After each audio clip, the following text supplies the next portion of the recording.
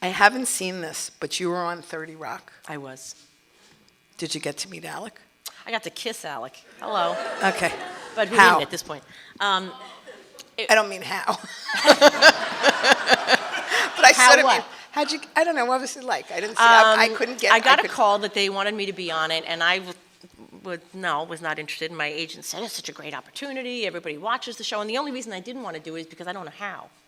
I mean, this is a whole other thing that these people do, you know. It really is like a whole different set of muscles or something. Yeah, because you work for HBO and Showtime, but NBC is a whole other story. Well, it's not just 30 that. Rock. It's that type of comedy. Yeah. Like I did a Will and Grace years ago, and I had to make an entrance into the room, That was a and good Sean one. Hayes' character sees me and goes, ah! And jumps and runs under the table and hides.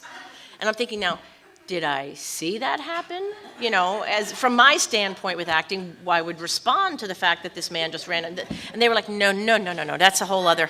I didn't know the first thing about how to proceed with this type of comedy. And so, yes, I did it to challenge myself, and it just gave me such profound respect for, in particular, Alec Baldwin and Tina Fey. This is some whole other animal.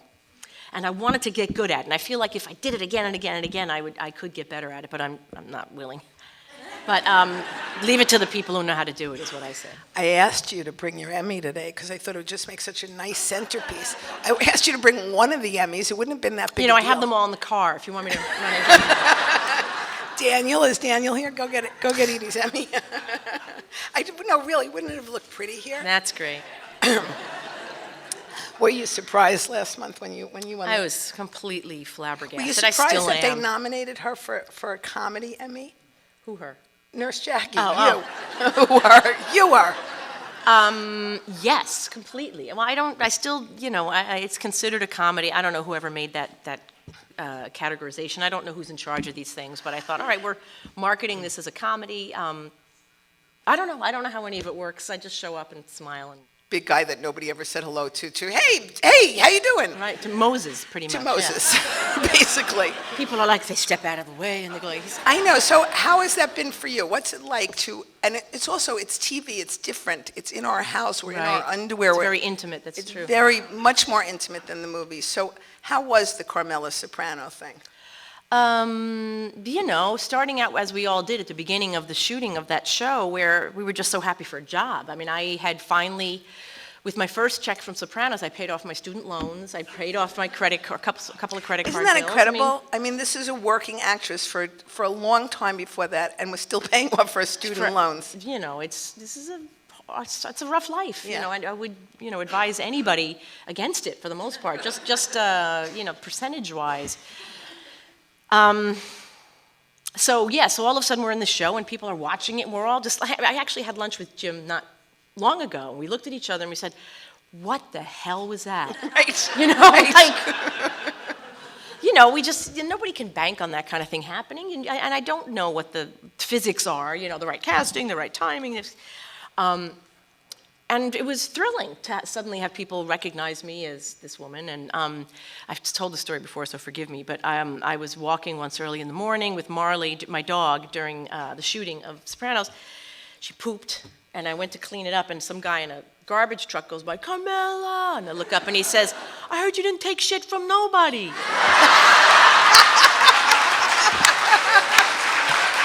I thought it was pretty good. I'm holding this, but I looked up, I was like, he was laughing, I was laughing. I'm like, that was legitimately funny. Early in the morning in Manhattan. Anyway, so this is my life. For the most part, you get your material just by watching people behave, and certain people are more attuned to the specifics of it, I guess. Nobody behaves naturally around me anymore. I know. There's some kind of thing going on all the time, and so I watch a ton of documentary television, like, you know, even like Cops, just to see, like, oh, just regular people being regular, you know, when their spouse is being arrested, I mean, but I do, I mean, there is good and bad. And the meth lab is being taken away from them. Yes, exactly. I mean, how many times have each of you been in that position? But that, yes, I do miss that a little bit, because I really, on some kinesthetic level, I wasn't built for this kind of thing. Some people are. I know. I saw it last night. But also, you know, you also get used to it, and you do find ways to I also walk through the streets of Manhattan. It's never an issue. You can either play into the whole celebrity thing or not. And if you don't get treated like one. You get treated like a normal person. It's a very simple thing. You can ride the subway, pull your hat down, and yeah. get on the, or you can have the bodyguard. But who rides the subway when you have a limo? No, I'm kidding. Their marriage changes, their kids grow up. I watched the first episodes the other day. Wow. I mean, and Lynn and their children, he's like this fat little pudgy boy, and isn't then that crazy? now he's like this thin sort of chiseled man. Yeah. And so what's that like, being on a show long enough that It's crazy. It's just crazy because, it was such a crazy life choice, to do. Well, also, most actors don't get the opportunity to work with a group of people for 10 years. It's just not built within the structure of this career choice, So it is definitely unusual. And I just saw Robert the other night at the Boardwalk Empire premiere, Robert, who played my son. I heard it was Ellen Chenoweth, one of my best friends, and they told me about sort of passing the mantle from Jimmy to Steve. They had all of the Soprano people over here in one corner cheering on all our friends who worked on Boardwalk Empire. Anyway, Robert was there, Robert Eiler, who played my son, and the welling up of emotion, seeing this boy, I can't even tell you. The last day of shooting, there was a ton of Soprano, there was a ton of crying, and you hug these kids and you say, well, take care of yourself. Yeah. Good luck with stuff. I'm like, I watched these kids for 10 years. I watched them grow up longer than I've watched my own kids grow up, or littler than that. It's just, and that's it, and that's the nature of this business. You say goodbye and you move on, and the truth be told, I haven't seen a lot of the Sopranos people. They're all off doing other things. I'm off doing. It's just the nature of this business, and it is crazy for sensitive people, theoretically, to get involved in this. It's antithetical to good mental health. Well, I guess I have to ask about the Sopranos movie. Yes, no, maybe. I haven't heard a thing. I would tend to believe. Oh, what do you know? I don't know anything. No, I would tend to think not, because David Chase never does what people want him to or what's expected of him.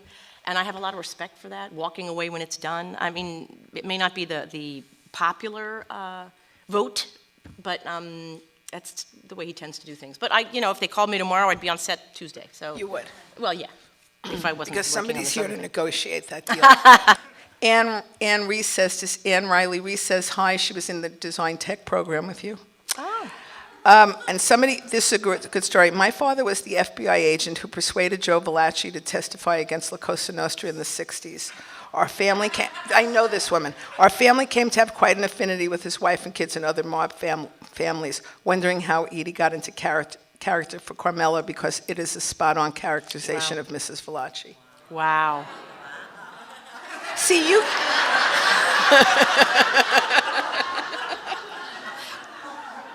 I'm so scared. You should be.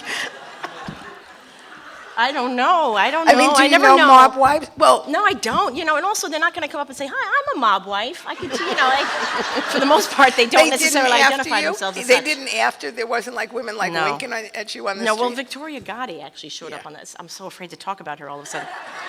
She was on the set once, and because she was a friend of somebody, and that's the closest I came to actually meeting one of those people. She's not really mob. Whatever. She had very. A lot of people want to know this. Do you want Nurse Jackie to sober up? You know what? I don't have. I guess there are people here who don't know, so I'll tell you. Nurse Jackie has a back problem. She's a Vicodin addict. She snorts OxyContin all day. She puts it into Sweet and Low and puts it in her coffee all day. And yet she seems to be performing at a level that most nurses could never aspire to. Let that be a lesson to you. So people are worried about her because she's, Yeah. and there's just been an intervention this year. Her best friend, she's lied, and not Edie, but Nurse Jackie's lied, and her husband. Oh, plus I forgot to tell you, she's sleeping with the pharmacist in her hospital, who used to be the priest in The Sopranos. So it's so dirty, it's like so crazy. Right? I mean, oops. And when you see him in The Sopranos now, he's so not the character that he's so not Eddie. He's sort of softer. It's fabulous. That's great. So, but people are very concerned for her Right. because she's an addict and she's out of control. And when they did the intervention, she walks into the bathroom, looks at herself in the mirror, and you think she's going to have an epiphany, and she says, "Blow me." So, But people are worried, and they want to know if you, Edie Falco, want Nurse Jackie to get sober. That's a rough one. That's a tough question. I have... That's nice, because I hate when people say that's a good question, because that means they know the answer. As soon as somebody says that to me during an interview, I go to sleep. But that's a rough question. That's a good one. Well, it is a rough question. Addiction is something that's so close to my heart. So many people I know and love have struggled with it, are still struggling with it. I myself have dealt with it. So actually, when we started doing the show, I had a talk with the writers and said, I don't want her to do drugs. I said, I feel some sense of, I don't know what the show would be then, but I feel a weird sense of responsibility, the fact that people are seeing these shows now that, I don't know. I mean, who knows what anybody takes from the work you do or the work I do, but I don't want to espouse this, you know. Anyway, I lost that argument, to make a long story short. And well, what would she have been? Just a cheater? I'm not sure. I'm not I don't know. It would have gone a whole other direction. I mean, as it started out, Nurse Mona saw auras. She could look at a person, they'd be shining and something, right. And you know, when they walked away, she could say, "Oh, that was a good person," or whatever. So I mean, there were all kinds of different ways it could have gone. And I think if we dropped the drug thing, it would have been something else. But they explained to me, this isn't about do drugs and your life will be good. This is about see what happens to an addict. So I don't know. I mean, nothing good comes to an addict unless they get clean. So I don't know how her story would best serve the viewing audience. Mm-hmm. Should she get better?